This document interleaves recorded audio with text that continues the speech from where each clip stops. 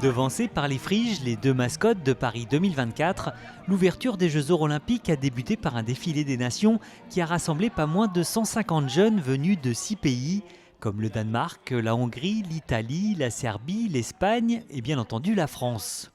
Le cortège a emprunté les rues de Saint-Michel-en-Lerme pour le plus grand bonheur de la population.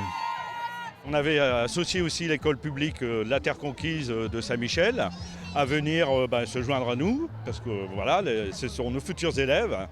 Et l'allumage symbolique de la flamme a été réalisé par un élève de CM2 de cette école.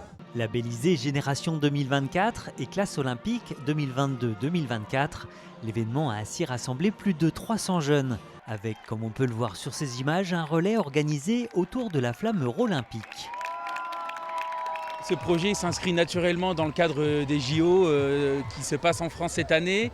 Les élections européennes approchent aussi et c'est vrai que finalement fédérer les nations dans notre petite commune rurale du sud de la Vendée, c'est un moment fort et la mairie d'ailleurs de Saint-Michel-en-Lerme a fait beaucoup d'efforts pour fédérer toutes ces nations autour d'un beau projet européen pour renforcer le sentiment aussi d'appartenance à l'Union parmi les jeunes qu'on a aujourd'hui.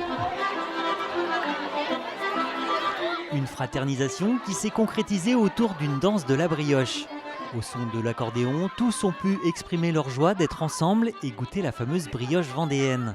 Un moment de partage qui a permis aux élèves du collège des Colibert de rencontrer les jeunes avec lesquels ils échangent depuis un moment déjà. Tous les vendredis matins, pendant 2 ans, les élèves se sont connectés et ont travaillé ensemble à distance via les outils numériques. Et puis, il y a eu au total 6 mobilités Erasmus depuis 2 ans. Là, c'est que le début et c'est déjà super bien. Franchement, c'était super. Avec tous les pays, que tous les pays puissent venir, ça c'est super, c'est incroyable.